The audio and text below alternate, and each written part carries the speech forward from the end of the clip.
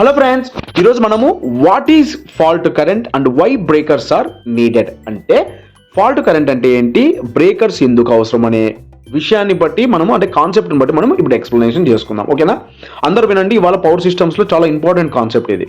Okay, fault current and breakers గురించి ఇప్పుడు టాపిక్లోకి వెళ్ళిపోదాం. ఓకే, సాధారణంగా కరెంటు వైర్లో సేఫ్గాను ఒక లిమిట్లో ఫ్లో అవుతూ ఉంటుంది కదా. ఇది మన ఇళ్ళలో టీవీ కానీ ఫ్యాన్ కానీ నార్మల్గా పనిచేయడానికి అవసరం అవుతాయి అన్నమాట. ఓకే, కానీ ఎక్కడైనా షార్ట్ సర్క్యూట్ లేదా వైర్ డ్యామేజ్ లేదా ఇన్సులేషన్ పాడవ్వడం లేదా కరెంటుని రాంగ్ పాత్లో డైరెక్షన్లో ఫ్లో అవ్వడం జరిగితే పెద్ద మోతాదులో అంటే హైయెస్ట్ రేషియోలో ఒక్కసారిగా కరెంటు పెరిగిపోతుంది. ఈ డేంజరస్ కరెంట్నే మనము ఫాల్ట్ కరెంట్గా అంటామన్నమాట.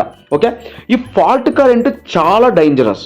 ఎందుకు డేంజరస్ అంటే వైర్స్ కరిగిపోయేటట్టుగా హీట్ ప్రొడ్యూస్ అవ్వడం ఒకటైతే అప్లికెన్స్ అనేది డ్యామేజ్ అవ్వడం కూడా ఒక ఎత్తు. అంటే అప్లికెన్స్ అంటే ఫ్యాన్ కానీ లైట్ కానీ ఫ్రిడ్జ్ టీవీ అలా అన్నమాట, ఏసీ కానీ అలా.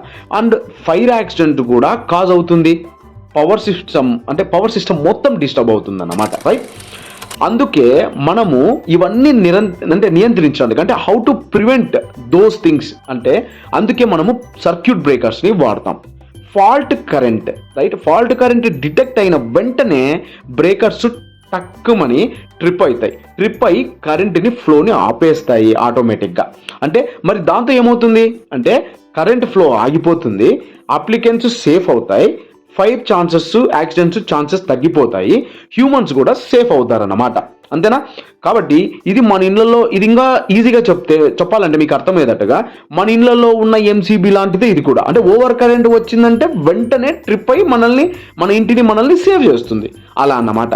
ఈ పవర్ సిస్టంలో చదువుతున్న ఎవరైతే స్టూడెంట్స్ ఉంటారో అంటే ఎలక్ట్రికల్ చదువుతున్న వాళ్ళు ఈ బేసిక్స్ కాన్సెప్ట్స్ అనేది వెరీ వెరీ ఇంపార్టెంట్ అన్నమాట. ఫాల్ట్ కరెంట్ డేంజరస్, బ్రేక్ అంటే మన రక్షణ గోడ లాంటిది అన్నమాట. ఓకేనా, అంటే ఇది చాలా ఇంపార్టెంట్. ఓకేనా, ఓకే ఫ్రెండ్స్, ఇలాంటి వీడియోస్ మీకు నచ్చినట్టయితే లైక్ చేయండి, షేర్ చేయండి, కామెంట్ చేయండి. ఇలాంటి వీడియోస్ మీకు నచ్చినట్టయితే మాత్రం సబ్స్క్రైబ్ చేసుకోవడం మాత్రం మర్చిపోద్దండి. Thank you.